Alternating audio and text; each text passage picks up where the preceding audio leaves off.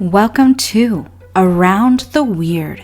Here's your host, the museum curator of the strange and unusual, Mr. Nothing. Thank you, mysterious voice, and welcome back to Around the Weird, a booktube channel where I talk about all the unusual and out of the ordinary literature that I've found in my travels. Today it is Poetry Thursday, so I wanted to talk about some poetry of interest from a familiar author, one that I view pretty fondly or pretty highly, as he's, I don't know, I just dig this person's poetry. And today's poem is all about the process of writing or being a writer. I am referring to So You Want to Be a Writer by Charles Bukowski. I've talked about Bukowski on this channel before, so I don't need to go into that great of detail. But for those who don't know, Charles Bukowski is an American writer who wrote in the and lived in the 1900s. He was mostly known for his poetry, but he also wrote a number of books that got adapted into to movies. He served as the editor of a couple of magazines here and there, and he was he was considered a little bit to be a part of the confessionalist movement of his time. Although, again, as I've noted many times before, he wouldn't necessarily agree with that label.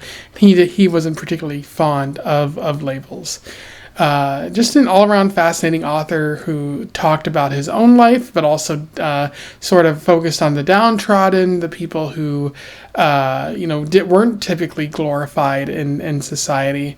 And he also wrote a lot about women, and that's caused some people to view him as a bit of a misogynist, and whether or not that's true, that's something that I think there could be an argument for.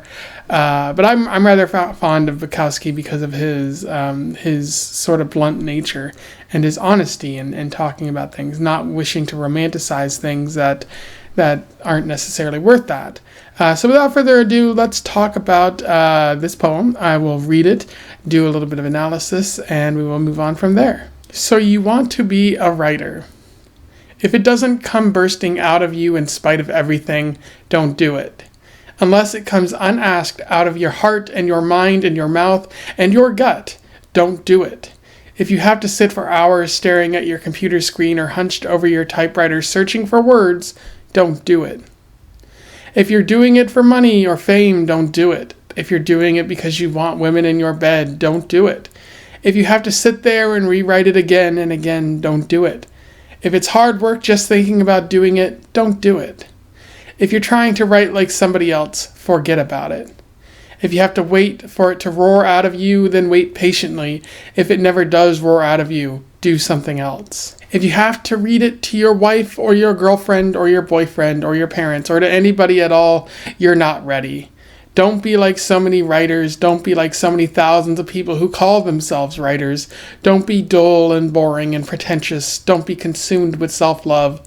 The libraries of the world have yawned themselves to sleep over your kind. Don't add to that. Don't do it. Unless it comes out of your soul like a rocket, unless being still would drive you to madness or suicide or murder, don't do it. Unless the sun inside you is burning your gut, don't do it.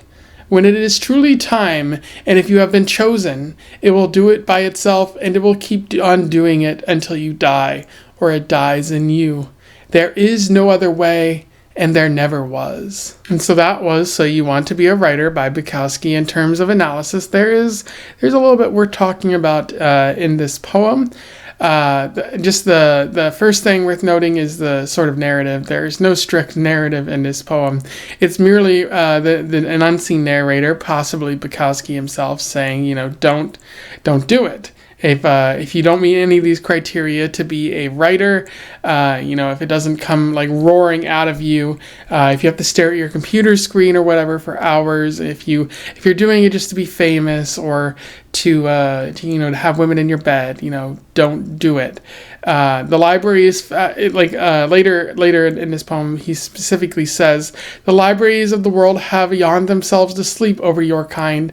Don't add to that. Specifically saying, there's plenty of bad writers out there, people who shouldn't be writers and yet have contributed contributed to the world of writing and have just sort of bored people. So like, don't add to that unless you truly feel that you are a writer. Specifically, he says, when it is truly time and you have been chosen, like on high, like, is it your destiny to write?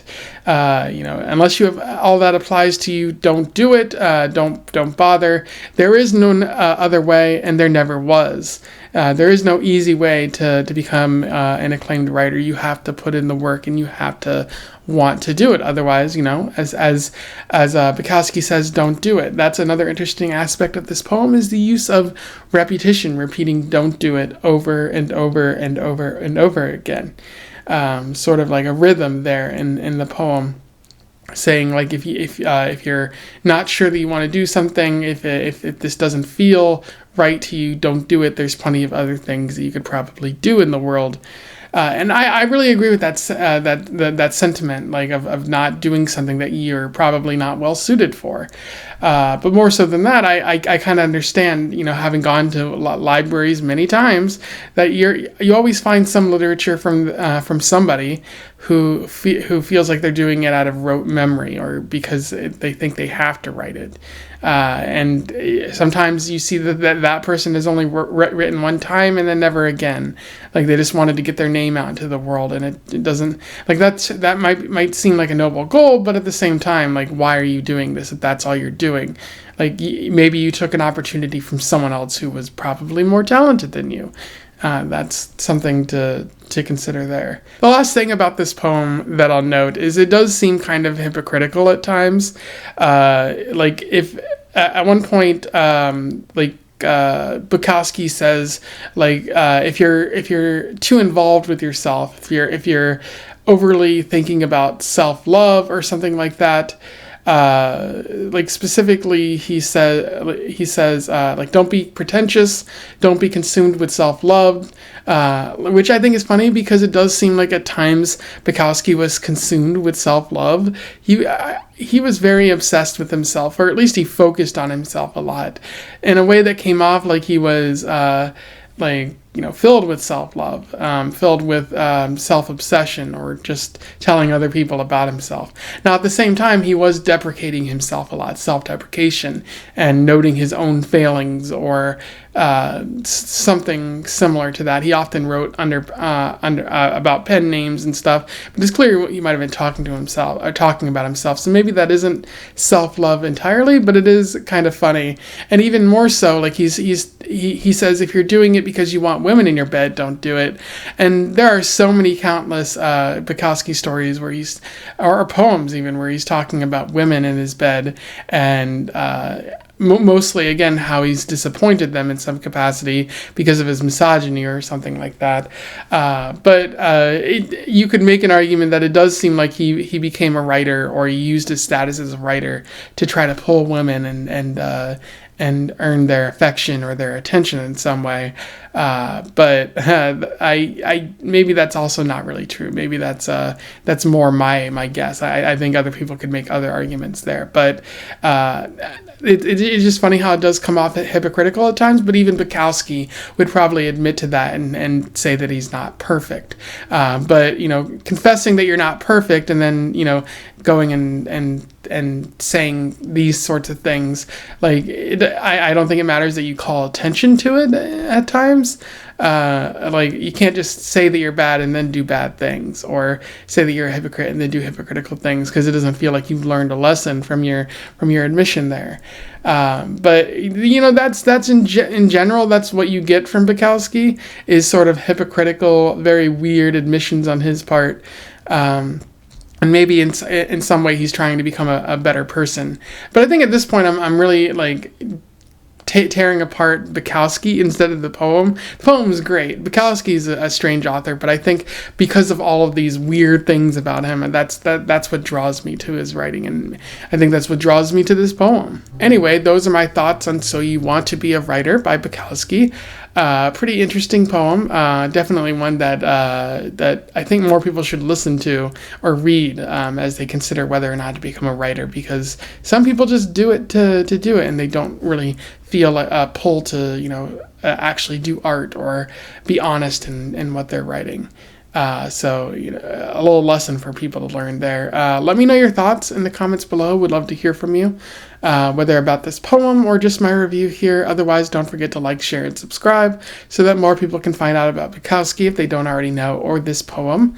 And until then, I wish you the best of luck in your weird and hopeful writing aspirational travels. Farewell.